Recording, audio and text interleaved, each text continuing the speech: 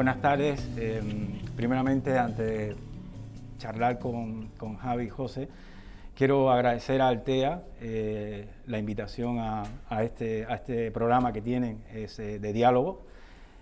Agradecer a Gilberto González también y por supuesto a Javi y Cecilia, a Martín y Cecilia, hacer esta conversación. Bueno, el motivo mío de estar aquí tiene un poco de historia, así que brevemente la voy a resumir, ¿no? Mi relación con Javi y José comenzó hace muchos años ya, cuando yo estaba en Madrid, entre 2003 y 2005, estaba en la editorial Arte y Naturaleza, y en ese momento era una editorial de arte gráfica y estaba desarrollando proyectos de serigrafía. Y me encontré, a través de unos amigos en Casa América, casualmente, me presentaron a Javi y José, y me gustó en ese momento la pintura neofigurativa que estaba desarrollando y pensé que era muy interesante hacer una traducción de ese lenguaje neofigurativo a un lenguaje gráfico, ¿no? Y el reto era hacerlo con una serie de tintas. No teníamos muchas, pero teníamos. Entonces, a partir de ese momento comenzamos una relación que ha durado muchísimo y que ha tenido varias etapas, ¿no? Esa etapa en Madrid, en ese Madrid de principios de 2000, ¿no? En el que era un Madrid fabuloso y podían ocurrir muchas cosas. Creo que también pueden ocurrir ahora de otra manera, ¿no?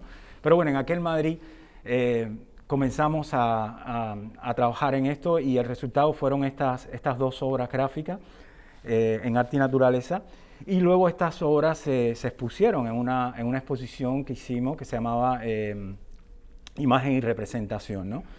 Ese fue el primer contacto con la obra de Javi y José, y me quedó un sabor de decir, bueno, me ha gustado esta experiencia, quiero seguir colaborando, ¿no? En el 2006, Casa América 2005, pasa a dirigirlo Miguel Barroso, que había sido anteriormente el secretario de Comunicaciones de la primera legislatura de José Rodríguez Zapatero, y comienza él a dirigir a Casa América y Irma Turbao en el Ateneo, ¿no?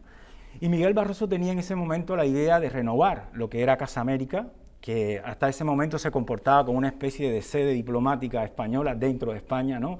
Estaba vallada, el acceso era complejo, siempre había mucha burocracia para acceder, ¿no?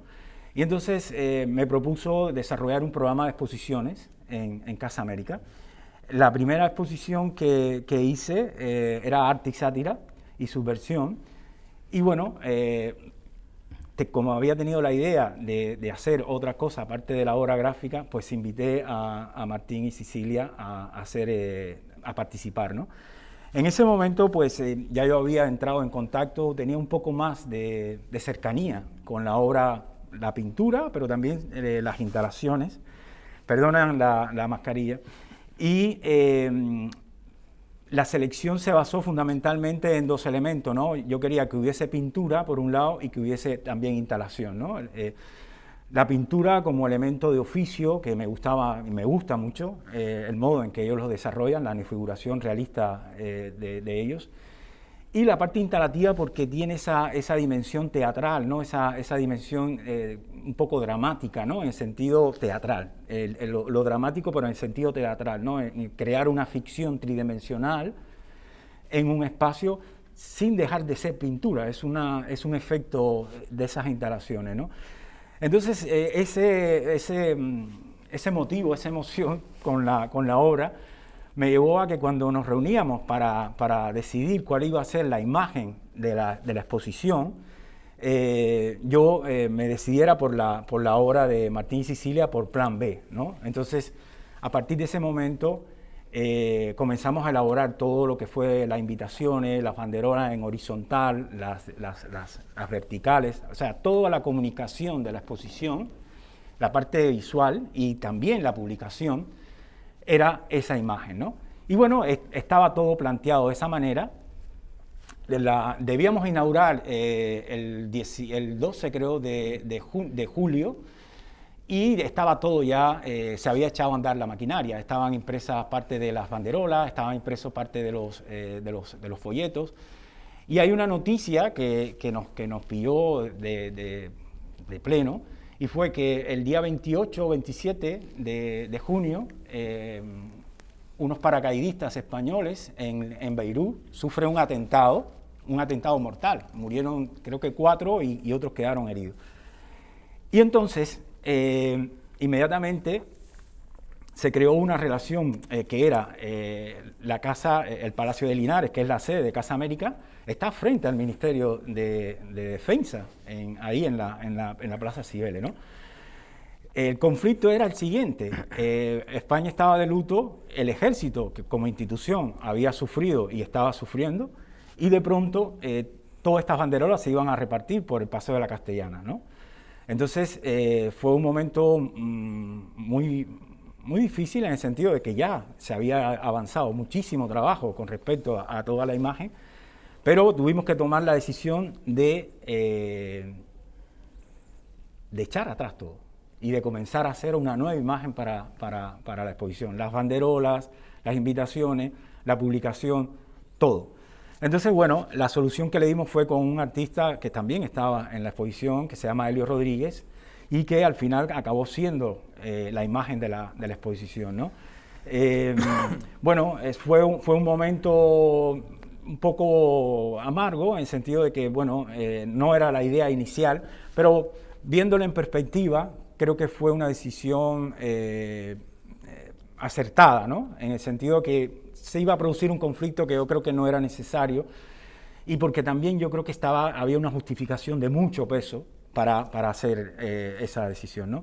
Al final, bueno, comenzamos a trabajar en ese proyecto. La exposición se hizo, quedó muy bien. Y bueno, volviendo al tema de las obras, siempre me preocupé porque la sala, el modo de montarse, las personas pudieran discurrir por detrás de las obras que estaban de plan B, ¿no? De manera de que no se viese solamente la parte de delante, sino que se viese en la parte de atrás, que es como el atrezo, ¿no? Cuando uno está en el teatro, se ven siempre las cosas que están sucediendo en el escenario, pero hay una parte que está sucediendo detrás, ¿no? Y yo creo que el hecho que la gente pudiese pasar por detrás de plan B le daba a la obra una dimensión que probablemente hasta ese momento, cuando se había exhibido, no había sido así, ¿no? Luego, bueno, entramos en esa relación muy cercana que hemos mantenido durante todos estos años, y vamos a hacer el proyecto en el TEA, ¿no? Con esta gran publicación que es del catálogo, y comienza otra nueva etapa, porque hasta ese momento yo había trabajado con la obra de ellos, digamos una obra que era entre 2000 y 2007 aproximadamente. Aquí en esta nueva etapa ya comenzamos a trabajar con obras que se producen con motivo de la exposición aquí, y que yo comienzo a notar, ¿no? cómo la pintura de ellos se hace como más cinematográfica, ¿no? Por decirlo de alguna forma, ¿no? La percepción que yo tengo de la pintura de Javi José de los primeros años 2000 es una pintura que la veo con influencia, con un poco de esa luz neorromántica, ¿no? Como explotando mucho los claros oscuros. A veces como si no enfocasen bien.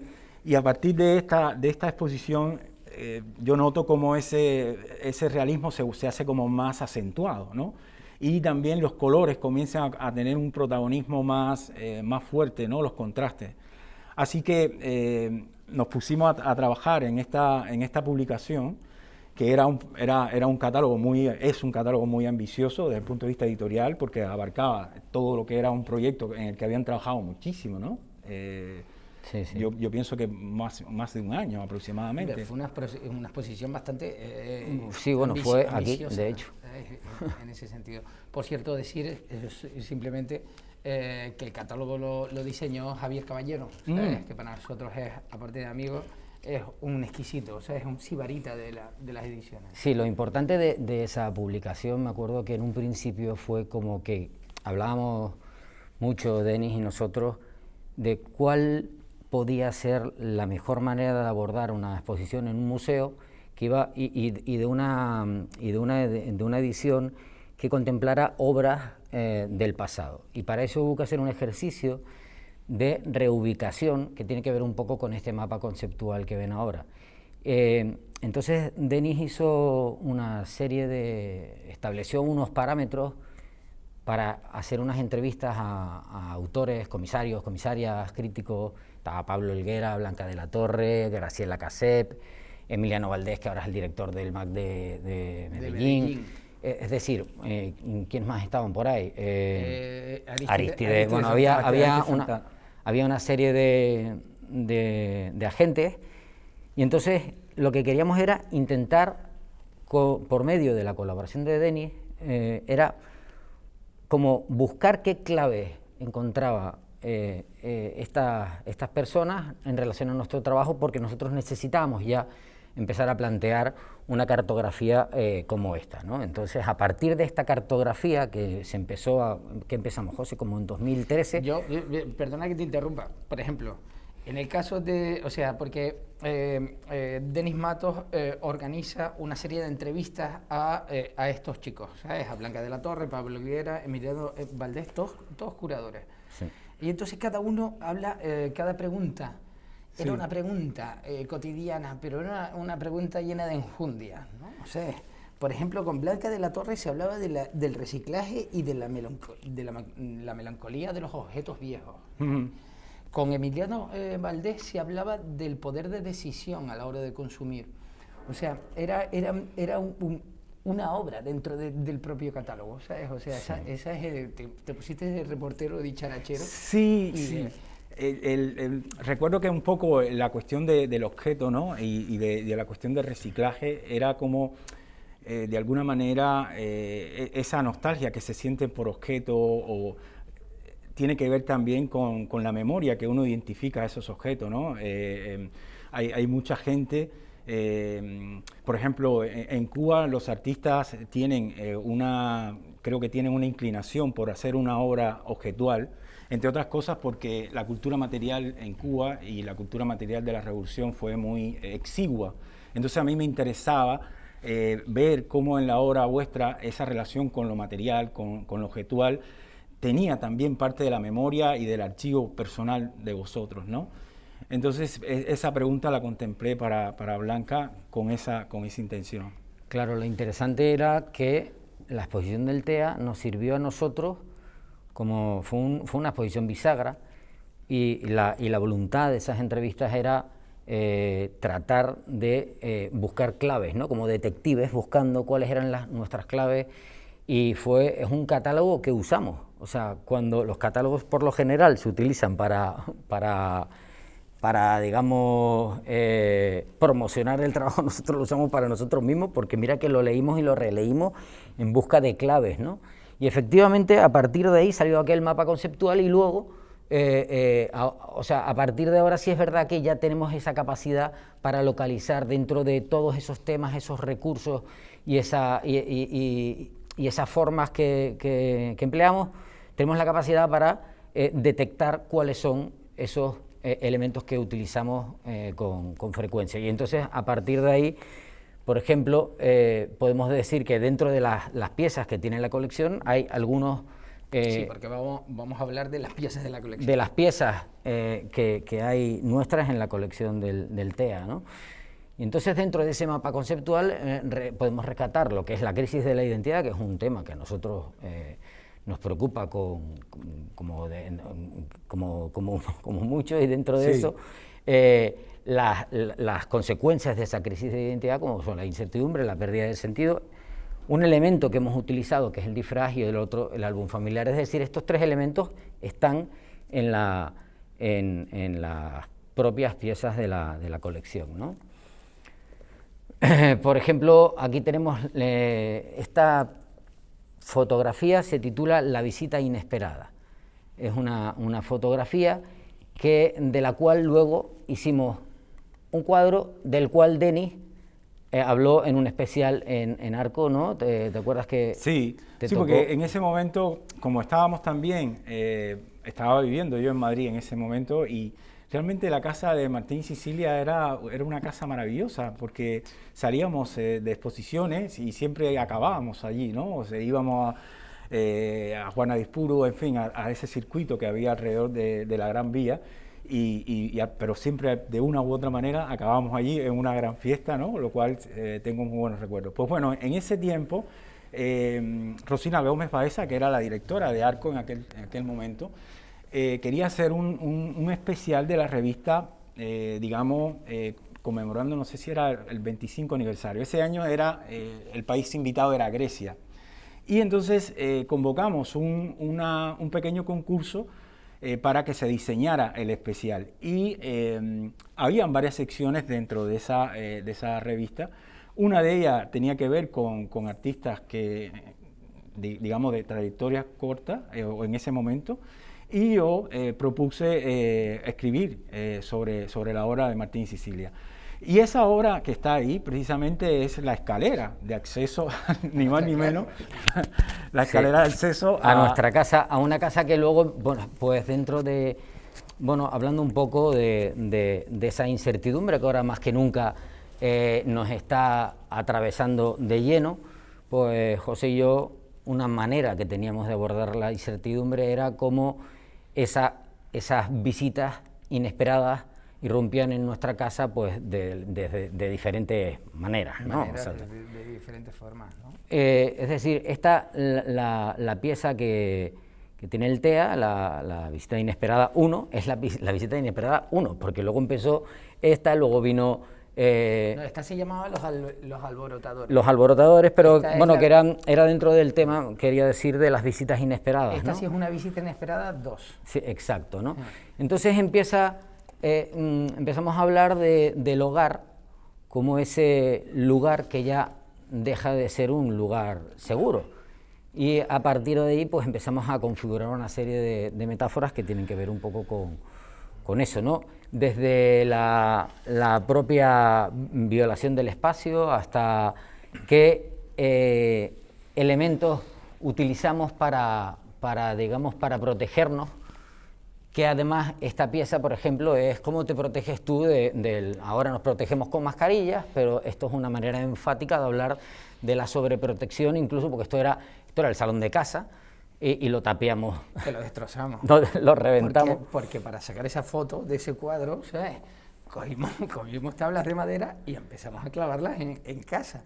Y dejamos a Pipo cuando tuvimos que entrar otra vez en las habitaciones, porque ese pasillo iba para la cocina y para el baño, cuando ya acabamos la sesión de fotos, arrancamos. El problema es que dejamos a uno de los compañeros al fondo y luego no podía, porque nuestras sesiones de fotos pues son largas, ¿no? Ese compañero que está en la foto del TEA, que es Pipo Hernández, pues que esa visita inesperada al final se quedó encerrado, en plan, no haber venido y tal, ¿no? Pero bueno, esta pieza también estuvo en Casa de América, de hecho esta foto... es de la exposición de Casa América, efectivamente. Es de la exposición de Casa de América. A mí me gustaría comentar una cosa, o sea, sí, realmente la visita inesperada, ¿sabes? Y el miedo que provoca una visita inesperada. Estos cuadros son de hace 15 años, ¿sabes? Pero ahora mismo, con el tema en el que estamos, ¿sabes? Hemos tenido una visita inesperada, ¿sabes? En este año, ¿sabes? Sí, y de las peores. Pero que no necesitas tablas para que no entre, ¿sabes? Ha entrado como las hormigas dentro de una armadura de Juego de Tronos, ¿sabes? O sea, una armadura de metal, ¿no? Entonces, para mí me parecen, o sea, hablan de los miedos, ¿sabes? Los miedos al final se van reciclando, ¿sabes? O se van sustituyendo. No son los mismos los miedos que tienes a los 16 años que los que tienes a los 46, ¿no? Claro. Algunos están eternamente toda la vida, ¿sabes? El miedo a la muerte de tu familia, tus seres queridos, pero después hay otros miedos que se van sustituyendo por otros nuevos, ¿no? Sí, de hecho Bauman decía que ahora hay este exceso de sobreprotección, lo que ha generado es lo que llama él un miedo ambiente, que es que me encanta, sobre todo por lo que estamos viviendo ahora, ¿no? Que es esa especie de paranoia también. Tenemos que hacer deporte por la mañana, tomar todo lo light omega posible, todos los omega 3 para que el cerebro funcione. Bueno, los que tenemos colesterol, pues tomarnos la pastilla, o sea, pero tenemos que sobrecuidarnos y ahora más todavía, ¿no? Entonces, es curioso porque realmente esto que nos está ocurriendo ahora no hace más que prender la mecha al miedo, es decir, esto, la mascarilla, los geles, que aunque sean absolutamente imprescindibles y no estoy para nada en contra, pero es como que se hizo presente, en plan a lo bestia, ¿no? Y esta pieza, por ejemplo, que también estuvo en Casa de América, habla de eso, es que el miedo ya está por todos lados, entonces ya no sabes a dónde apuntar, porque como el enemigo te puede venir de cualquier parte. Sí, ¿Ibas a decir algo? Es el hecho de lo excepcional, de pronto volverse la norma, ¿no? Y a mí me preocupa muchísimo eso, ¿no? Porque lo excepcional, como los toques de queda, se prestan luego para, sobre todo desde el punto de vista del poder, en el sentido ese metafísico, ¿no? Para hacer una serie de limitaciones, para hacer una serie de restricciones, ¿no? Y eso va marcando el ser social propiamente, ¿no? Llegará un momento en el que estaremos comprimidos en una serie de limitaciones que psicológicamente luego va a costar mucho romper ese horizonte, ¿no? Y a mí también me llamaba la atención en la obra de Javi José ese fenómeno, ¿no? Esa intriga, ese carácter cinematográfico que yo veo, ¿no? Porque cuando yo empecé a ver las obras de 2000, 2007, 2008 y luego las del TEA, volviendo me di cuenta de cómo ese proceso de elaboración de una narrativa, cada vez yo lo veía que se iba acercando más a lo fílmico, ¿no? A lo narrativo fílmico, ¿no? No había una literalidad en cuanto al discurso, ¿no? Es una construcción partiendo, yo creo que de un ritmo más cinematográfico, ¿no? De los recursos a lo mejor del suspense cinematográfico. Sí, en ese orden, ¿no? De cómo crear un clima, ¿no? Por ejemplo, cuando están metidos debajo de la mesa, cuando alguien quiere entrar. Es como un miedo, pero al mismo tiempo es una reacción frente a él, ¿no? Y creo que luego han retomado y hasta cierto punto la pintura se ha vuelto un poco más eufórica quizás, ¿no? A mi modo de ver, ¿no? Eufórica en los colores, eufórica también en el modo en que se presentan los personajes. Creo que tiene un punto como de alegría, ¿no? Yo le veo. Bueno, sí. Pues a veces José y yo pensamos lo contrario. Pues yo no estoy en contra de eso. ¿Que no estás en contra? No, todo lo contrario. O sea, que nos hemos vuelto más folclóricos. No, que hay más eufórico, eufórico. Que hay más alegría. Eufórico, ¿Tú no ves más folclórico. alegría? Hombre, por ejemplo, estas piezas que tenían que ver, esta se llama El bloqueo, eran unas piezas donde había drama. ¿Sabes? Donde había drama porque había un conflicto, ¿sabes? Y había unos personajes que son autorretratos, ¿sabes? Donde nosotros, aunque no sea autobiográfico, nosotros respondíamos ante un enemigo externo desconocido, ¿no? Eso, claro, estamos hablando de un periodo de 10 años. ¿sabes? Sí, o sea, en perspectiva más o menos. Que al final la evolución, ¿sabes? A lo mejor ha ido a... Sí, es verdad que a lo mejor al principio las piezas que viste, por ejemplo, ayer en el camp, que me dijiste, eran oscuras, aquellas de estancia en el bosque. Es verdad que al principio hacíamos una cosa así como pero había tanta carga irónica detrás de todas esas piezas, porque lo que queríamos era imitar el modo de pintar barroco, romántico, claro. Así como de veladuras y como más exacto, más barroco, más tenebroso, ¿no? Es verdad que a lo mejor más ahora... cine negro. Sí, tenía ese... Yo dije eufórico, no folclórico. No, ya, el folclórico lo dije yo, me gustaba. Es verdad que nos hemos vuelto un poco folclóricos en algunos cuadros. Sí. ¿Les parece si pasamos al otro elemento que es el disfraz? Que, bueno, esta es una obra de TEA también. El título es el siguiente, que no es corto. Se llama En tiempos difíciles, quien no sepa caminar sobre las aguas, que aprenda a caminar sobre los hombres. Es un título agarrado directamente, pero le pedimos permiso a su autor, que es El Roto. Fue una tira, bueno, saben que él todos los días en El País, ¿sabes? Tiene su tira, ¿no? Y entonces ese título a Javi y a mí nos pareció... Claro, y entonces estuvimos con él, porque compartíamos galería, y entonces fuimos a la casa y bueno, le pedimos permiso y él encantado, hicimos estas piezas que se expusieron por primera vez en la Bienal de Miniatura de Bajamar. Pero decidimos hacer esto en plan a lo grande y bueno, pues... ¿Dónde está Bajamar? Bajamar es un pueblito que hay... Al norte para arriba, ¿sabes? Y hay una ermita chiquitita que sirve de sala de exposiciones y también de lugar para velar a la gente que fallece ahí. ¿Y ahí exhibieron la pieza esta? Sí, pero en chiquitito, era una cosa así. Pero luego la hicimos en grande, que es la que tienen aquí, y además, bueno, antes de que la adquiriera el TEA, pues la presentamos a los premios ABC y nos dieron ahí un premio. Nos dieron un accessit. Una mención de honor de esas o no sé qué. Una mención, pero nos pusieron en el stand del ABC de ese año en ERCO. Y ahí hubo Mariano Rajoy, que era el ministro de Cultura. Sí, en la sede de ABC, ¿sabes? Torcuato Luca de Tena, ¿sabes? Que todavía tenían en aquel entonces el águila bicéfala, ¿sabes? Presidiendo. Y estaba allí la Tita Cervera, estaba todo. Nos sacamos fotos con la Tita. Pero lo interesante de esto es que el premio lo había dado el ABC, y como el título estaba sacado del Roto, y el Roto trabajaba para El País, me acuerdo que estaban ellos allí que tenían conflicto, estaban conflictuados con el tema de darle bombo. Bueno, el caso que bueno, fue una pieza que para nosotros fue, bueno, un poco para centrarnos en lo que tenía que ver con el tema del disfraz, que utilizamos, digamos, ese recurso en numerosas ocasiones. Es decir, nosotros, ante esa crisis de identidad que nos asistía, como a todos los sujetos contemporáneos, decidimos que no teníamos por qué ser solamente José y Javi, sino que podíamos ser todas las personas que quisiéramos, pero bueno, cogimos la senda del traje militar. Como disfraz, o sea, como disfraz, ¿sabes? Claramente, sí. ¿Sabes? Como una piel, una segunda piel, ¿sabes? Desde la que poder contar cosas, ¿sabes? Entonces, en las anteriores, en las que ganaron el premio de ABC, el Accessit, era una fotografía que tenía como referencias a Philip Lorca di Corsia, a Jeff Wall, a Gregory Cretson también, aunque nosotros iluminábamos con un espejo, me acuerdo. No teníamos... Esa foto llevábamos un espejo para iluminarnos la cara, ¿sabes? Porque, un espejo con la luz del sol.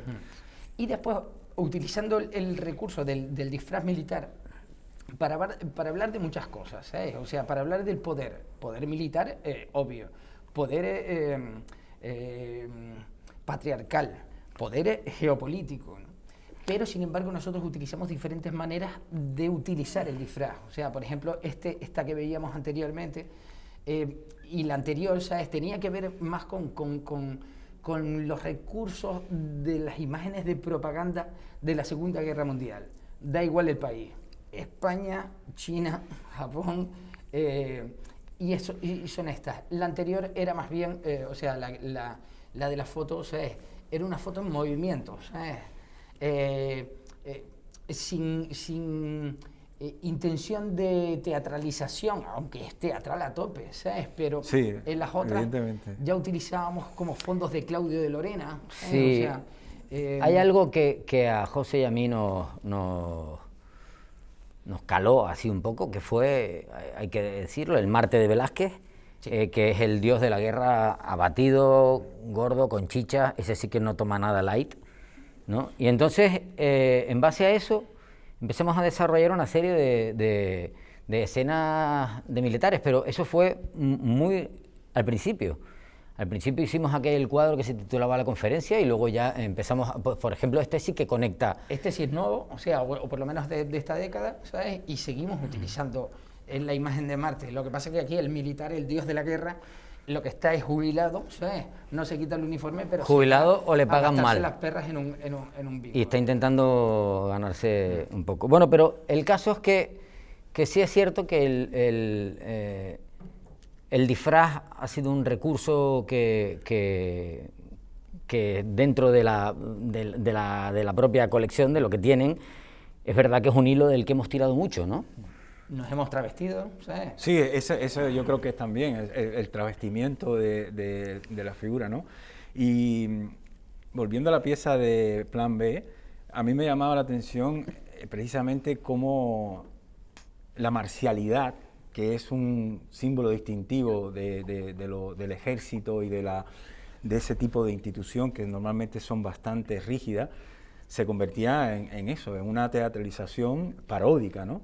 Y cómo te daba la posibilidad de ver los modos en que estaban representando ese tipo de marcialidad, ¿no? Creo que aquí lo rescataron, pero esto ya en más fotografía, ¿no? Esto es fotografía, sí, esto es una fotografía que, bueno, pues hubo una exposición que un señor de la península, de Madrid, que estaba haciendo una expo con las diferentes cervezas de las diferentes regiones, y nosotros hablamos, pues hicimos este proyecto de nosotros como militares invadiendo España con cervezas doradas, cogiéndonos un lote tremendo, ¿no? Era como una cosa también paródica, ¿no? Porque además en la pieza que estuvo en Casa de América también estaban los militares bebiendo, pues, un poco también hablando de esta decadencia que habla esta pieza, ¿no? La desacralización del dios de la guerra. ¿Sabes? Del militar, del soldado raso o del supercapitán, ¿no? Exacto. O sea, no le faltamos mucho al respeto a las instituciones militares, pero... Luego, bueno, también, esta pieza también la tiene el TEA. Esta era la última de la sala en la que estábamos, pues llegabas hasta esta última pieza que se titulaba Black Friday 2, que bueno, Denis ahora sufre el Black Friday. Sí, total. Los 25 de noviembre, o así, sí, ¿no? Algo así, terrorífico. Se vuelve aquello la locura, pero ya de verdad. Pero nosotros dentro de esa onda queríamos un poco camuflar toda esa locura dentro de la nuestra, que sí es folclórica, que es el carnaval, y nos disfrazamos, y entonces hicimos ese juego ambiguo entre están como zombies asistiendo a los media market que hayan en Miami, a los malls, en busca de una pantalla de este tamaño, o están disfrazados porque realmente están en una fiesta popular. En este caso en concreto, sí, bueno, la ambigüedad la catarsis compulsiva, o sea, es del Black Friday, que nosotros estuvimos en Miami, lo vimos por primera vez en Miami, no sé si te acuerdas cuando fuimos a Casa Sí, claro, Pepe. que lo vimos. Y tiene mucho que ver también con la catarsis compulsiva de un sábado por la noche de carnaval, ¿sabes? Intentando caminar por la calle Castillo, ¿sabes? Y no pudiendo llegar a tu objetivo, ¿no? Claro. Entonces, se jugaba con esas lecturas, con esas capas. Sí, y hablando de capas, justo me acabas de poner la palabra en la boca, capas. Este cuadro está compuesto por capas. Es un cuadro que seguramente, bueno, aquí ocupa desde la primera hasta la última, ocupa como esto, porque son diferentes planos de manera recortada. Cada figura es una figura independiente, ¿no? Con lo que, aunque se vea plano así, ¿sabes? Después tú lo ves de perfil y entonces cada una de las figuras es independiente, que tiene que estar atornillada a un fondo. Y ese recurso en concreto de layers del Photoshop es un proceso que luego hemos analizado con el tiempo, que hemos visto cómo, aunque no cronológicamente, en la figura de los cuadros va abandonando su contexto, su fondo, y poco a poco se va progresivamente saliendo hacia adelante, y hemos hecho esa reordenación del divorcio definitivo entre el fondo y la figura, del contexto que sujeta, digamos, esas identidades, y si las ordenamos, pues vas viendo todo ese proceso, y estos cuadros tuvieron que ser pintados obligatoriamente para poder entender ese conjunto. Ahora, aunque sea una lectura de análisis, no retrospectiva, pero sí un análisis hacia atrás, vemos que cobran sentido, ¿no? Son piezas, esta en concreto, y su hermana gemela, que era un poco parecida pero en otros tonos, fueron cuadros también, bueno, de investigación, ¿no? Entonces, bueno, pues... Hablando de cómo le vas viendo sentido, ¿no? Después de ya 25 años, ¿no? 25 años. 25 años. Este año estamos haciendo las bodas de plata. 25. 25 años, ¿no? Viendo un poco eso y a colación de lo que tú comentabas, ayer cuando vi en el CAM, en la colección que tiene, habían 2 obras vuestras de la colección y además otras. Me llamó la atención una cosa, ¿no? En esas obras y otras de ese periodo hay como una recurrencia siempre a vuestros alter ego, ¿no? Tanto el tuyo como, o sea, siempre están pintándose, ¿no?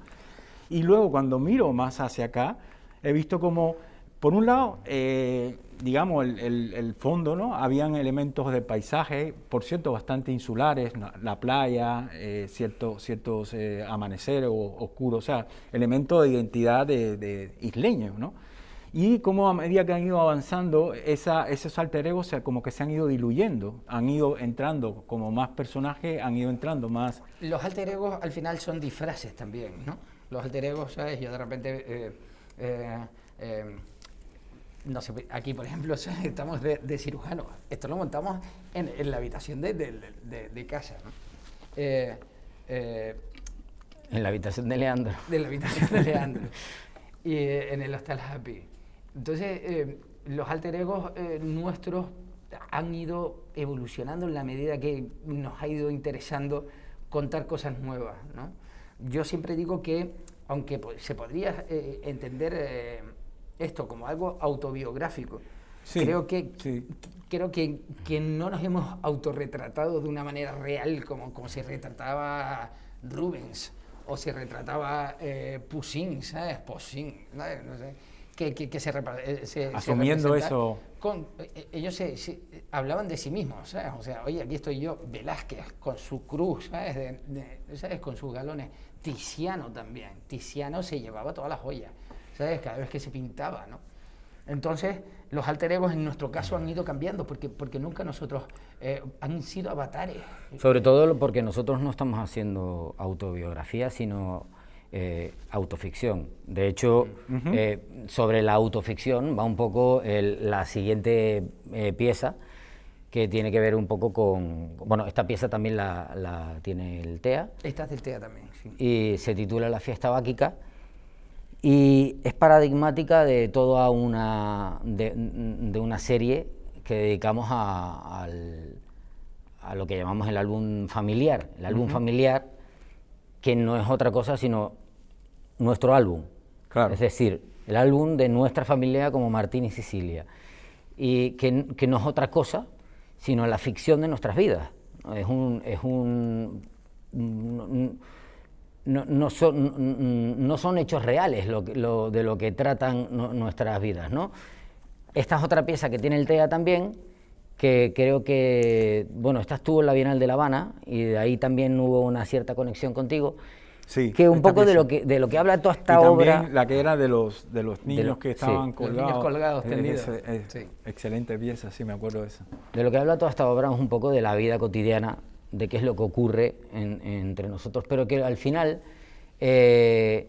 lo que ha generado es un documento de 17.000 fotografías que se pusieron.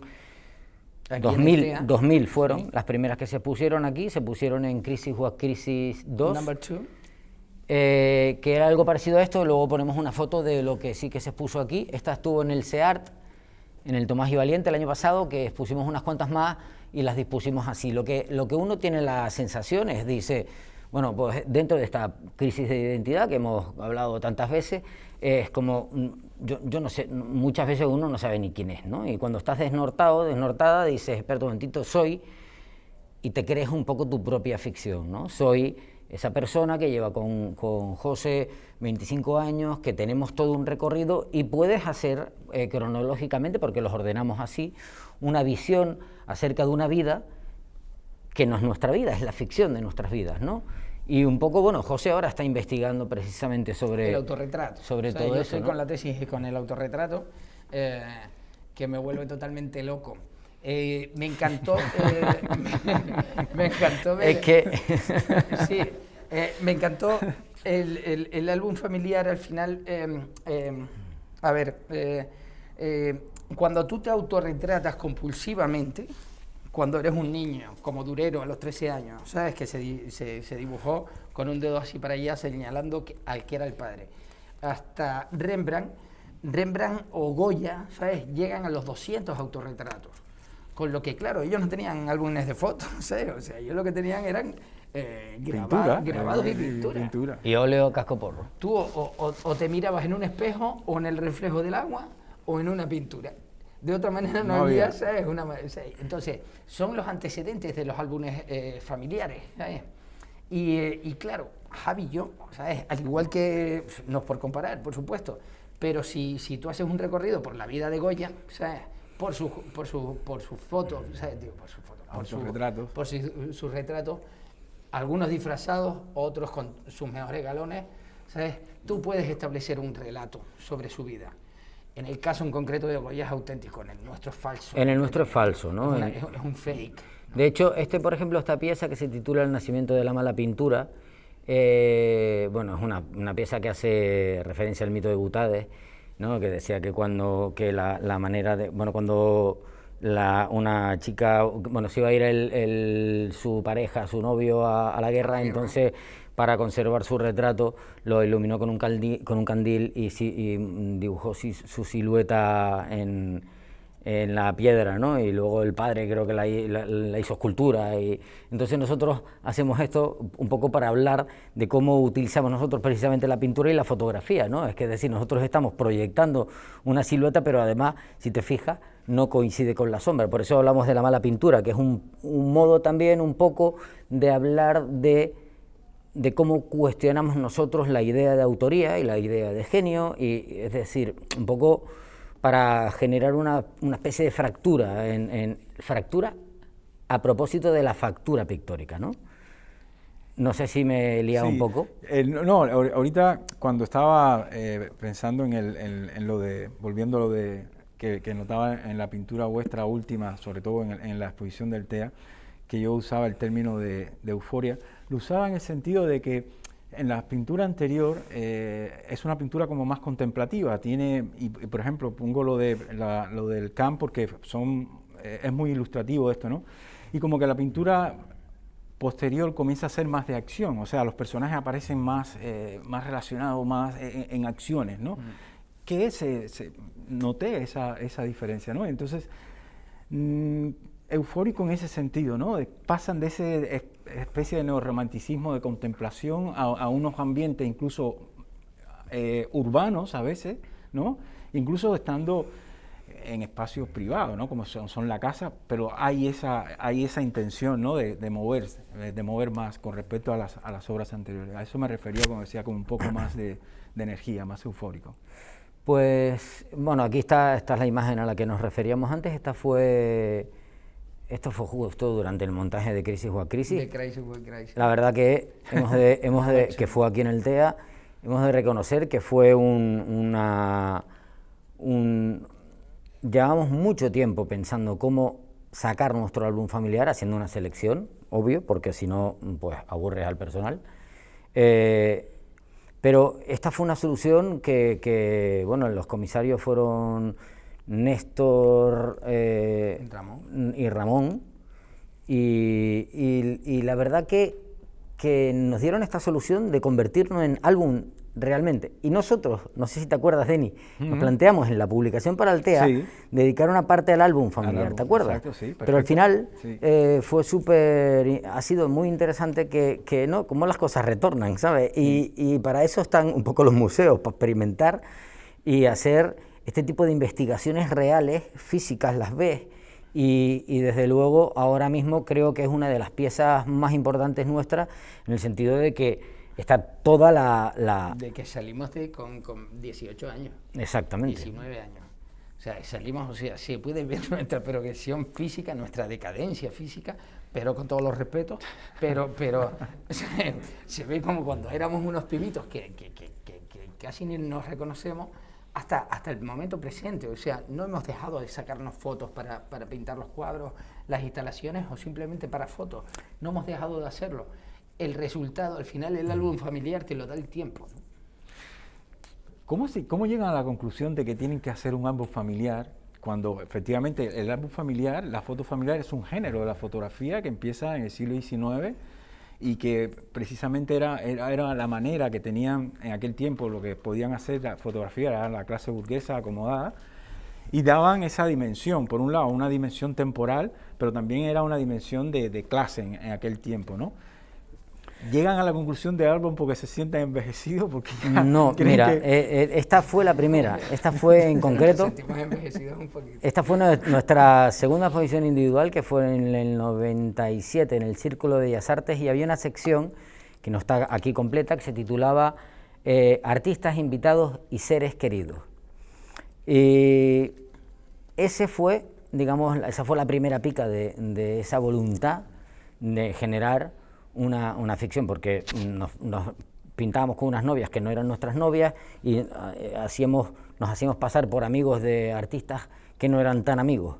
Pero comenzamos a ficcionar la propia vida y lo que pasa es que de una manera natural, como hacemos 100, 200 fotos para cada cuadro, hacemos lo que llama Mark Ginsburg, refiriéndose a nuestro trabajo, fotos-ensayo.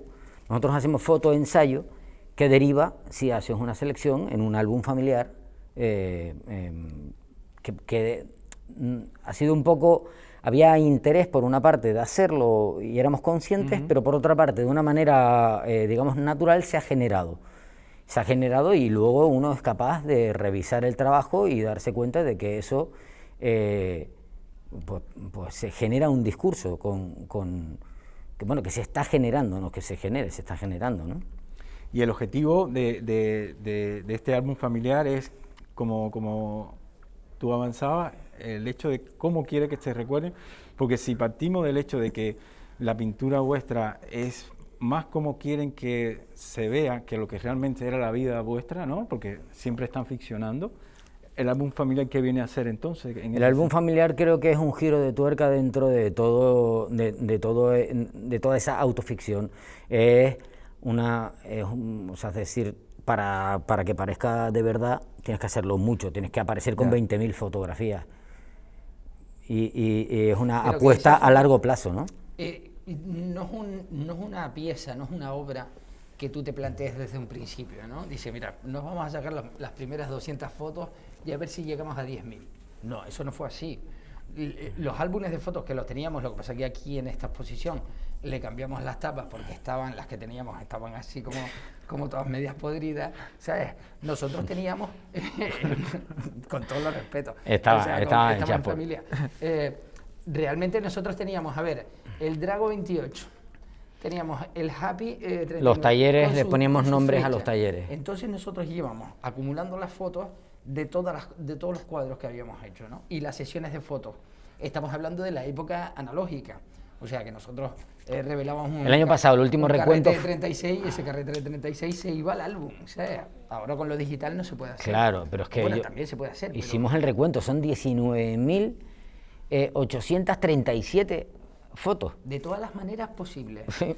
Travestidos con pelucas rubias, morenas, ¿sabes? Con trajes. Yo le cogía los trajes a mi madre, ¿sabes? Bueno, el traje de militar de general es del abuelo. Podemos contar la anécdota de lo que nos encontramos en la... Es de mi abuelo. Nos podemos encontrar... Yo decía, pero ¿por qué le queda tan...? Podemos contar la anécdota de cuando... Porque tenía una XXL. Tengo una XXL, ¿no? me José, cuando nos vamos a hacer la primera sesión de fotos vestidos de militares, me voy a poner la gorra y que la gorra se hacía y hacía un ruido, hacía cloc, cloc, cloc. ¿Y tú te acuerdas lo que era? Había unas cartas. Había una carta de tu abuela que la había metido dentro, o sea, las metió dentro y las cosió. Eran cartas de la abuela que le había escrito a su abuelo y en fin, una cosa curiosa, ¿no? Sí, o sea, la verdad que el traje militar, bueno, también nos prestaron, no sé si te acuerdas que nos prestaron. Sí, claro. Una amiga nuestra que el padre era militar y nos trajo unas bolsas enormes con un montón de trajes que son los que salen en la instalación que hicimos en Casa América, ¿no? Casa América. Que Y entonces, claro, o sea, pero el traje militar que llevamos los dos, porque nos lo cambiábamos, o sea, se lo ponía él después, primero y yo después, las medallas todas eran auténticas, Eran o sea, reales, que eran algo de que si mi abuelo levantara la cabeza seguramente me daba un revés de mano, ¿sabes? Y tal. No lo sé. Bueno, Nunca lo esta sabré. es la última diapositiva y creo que me parece que hemos dado un poco así un abanico un poco de las 3 líneas que se han seguido, que se han ido trabajando en relación a las propias piezas que tiene la colección, y no sé si a lo mejor queremos añadir algo o alguien tuviera alguna pregunta, estaríamos encantados de contestársela. ¿Alguien quiere añadir alguna pregunta? Nada, ya que estáis de aniversario y tal, pues ¿qué proyectos tenéis? ¿Y vais a hacer algo en concreto como para la boda? Para la boda, boda no. de plata. Pues sí, sí, lo estamos haciendo, de hecho, o sea, es decir, yo se lo digo a José y él dice, no, creo que lo vamos a celebrar, espero que sí, con 2 tesis doctorales sobre nosotros mismos. Yo ya la mía la leí, José está en proceso, y las 2 tratan temas que tienen que ver con problemáticas que hemos analizado. Yo la hice sobre la crisis de la identidad, José la está haciendo sobre el autorretrato, y creo que eso es el mejor anillo que nos podemos regalar el uno al otro. No lo había pensado así, pero claro que sí. Realmente el hacer una tesis doctoral sobre tu trabajo te hace echar la vista atrás, ¿sabes? Y claro, porque ese es el meollo de la tesis, ¿no? Pero tampoco somos muchos de celebrar y de bodas. Ni somos como cautos en ese aspecto, y creo que... me da hasta malfario, ¿sabes? Pienso Sí. que celebrar esas cosas, ¿sabes? Como que pienso como que nos va a pasar algo raro. Bueno, ya nos está pasando. No, pero es decir, el hecho de, creo que celebrarlo es seguir diciendo, José o Javi, tenemos que entregar este proyecto, tenemos una reunión. Eso es celebrarlo. El celebrarlo es saber que tenemos por delante un montón de proyectos y que hay que cumplir, y hay que hacerlo poniendo todo lo que podamos de nuestra parte y haciéndolo lo mejor la mejor posible, manera ¿no? de celebrar 25 años Es intentar llegar a los seguir 50. trabajando otros 25 años. 50, a lo mejor no llegamos a los 50. No, 50 y... Habla A ver, por ti. a los 50 años a lo mejor sí, a los 50 a lo mejor sí. Espero que sí. Nos Así. queda poco además para los 50 años físicos, ¿sabes? Después para A los 50 ¿qué edad años tendríamos juntos. que tener, ¿sabes? 25 años después. 25 años más, tío. A los 70 años. Claro que llegamos, hombre. Llegamos Yo me seguro. veo, yo me veo. Yo también me veo. Yo me veo yendo al estudio con un taca-taca Claro que y, sí, claro que sí, los claro dos que no. yendo a las inauguraciones con los bastones, pues sí, me veo. Pero si Frida Kahlo iba en una cama, ¿sabes? O sea, Frida Kahlo en las últimas inauguraciones... Bueno, la llevaba en nos cama. estamos como pronosticando un futuro absolutamente funesto. súper chungo. Yo espero, pues podemos ir también con ropa deportiva, no sé. Mira, tengo una curiosidad, conozco también a otros artistas que han comenzado, digamos, han desarrollado una labor pedagógica fuerte y luego han comenzado a hacer su obra y han comenzado a tener una trayectoria importante. En el caso tuyo, y José en breve también, han tenido primero un desarrollo, una trayectoria con visibilidad, y ahora te sumerge en el ambiente pedagógico. ¿Cómo ves esa relación de feedback entre lo pedagógico, lo artístico, tu oficio como pintor o el oficio de...? Pues realmente creo que los dos, tanto José como yo, tenemos como una tendencia a echar una mano, a hablar de las cosas con naturalidad, y creo que yo no me he tomado esto de tener que dar clases como algo, como una profesión, no sé qué, sino como una transmisión de conocimientos y que las comparto con él. O sea, realmente... ¿Te sientes cómodo? No lo he reflexionado mucho, la verdad. O sea, voy y hago lo que tengo que hacer de la mejor manera que puedo y trato de enseñarles. O sea, a ver, para mí y para José también, la Facultad de Bellas Artes de La Laguna nos dio Fue mucho. el secreto, Fue el secreto, fue un secretito, fue la ¿sabes? pócima maestra. El profesorado que tuvimos, incluso los que no tenían que ver con nosotros a nivel conceptual, nos pasaron conocimientos que seguimos utilizando a día de hoy, técnicos, conceptuales, es decir, para mí, yo lo respeto un montón. Y poder dar clase en ese sitio que me ha enseñado tanto, para mí es un orgullo, vamos. O sea, ¿Lo ves como un complemento también sí, desde luego. de cara a investigar? Claro, por supuesto. Es decir, es una manera de estar en una actividad bueno, que ya la teníamos nosotros. Llevamos discutiendo, y tú lo sabes, sobre estos temas y leyendo muchos años, ¿no? Entonces esto es como una especie de cosa más que te ocurre. Claro, tú en breve también vas a discutir la tesis, ¿no? Sí, la tesis la tengo que discutir, sí, eso está claro. Ojalá. Pero, y después ya, si tengo la suerte de poder dar clases, pues también estaría bien, porque al final tú llevas a la clase, aunque tienes tu plan de estudios y tienes tu asignatura y ¿sabes? Estás un poco obligado a dar lo que tienes que dar, ¿no? Pero que todo lo que hemos nosotros acumulado, ¿sabes? De experiencias, todo eso, la verdad que da mucho placer compartirlo. De repente que un chiquillo te diga, oye, mira, que me gustaría poner una galería, ¿eso cómo se hace? Entonces tú le llegas y le dices, pues mira, tienes que ir por aquí, tienes que hacerte... Es que de todos modos lo hacemos, o sea, de igual manera estamos siempre José y yo en esa onda. ¿Tú te acuerdas del espacio Reina 39 en el que nosotros vivíamos? Sí, sí. Por allí pasaba todo el mundo, ¿sabes? Y para una exposición, ¿te acuerdas en Arco, las exposiciones que hacíamos, los Open Studios? Entonces, esa manera de transmitir lo que estás viviendo y lo que estás haciendo, ¿sabes? Y involucrar a más gente. Uy, ya nos echaron. Bueno, en cualquier caso, sí, ha habido ahí ¿Se nos ha acabado ya el tiempo? Sí, ya hemos llegado al tiempo, pero... Bueno, a mí realmente se me ha pasado muy rápido. La verdad es que no había tenido mucha conciencia de eso, quiere decir que me la he estado pasando bien. Así que bueno, por mí agradecer una vez más al TEA, a Gilberto González y tener esta maravillosa oportunidad de compartir con dos grandes artistas que también son dos grandes amigos. Es un lujazo. Sí, para nosotros ha sido también, la verdad, que, acá, ¿no? que ha sido una suerte inmensa que hayamos podido traerte y pasar este rato contigo. Pasado este rato con nosotros, ¿sabes? Y poder dialogar, aunque sea con mascarilla. Yo al final la mascarilla no me ha molestado tanto, ¿no? Bueno, yo creo que independientemente de esta experiencia, porque es experiencia nueva para todos, ¿no?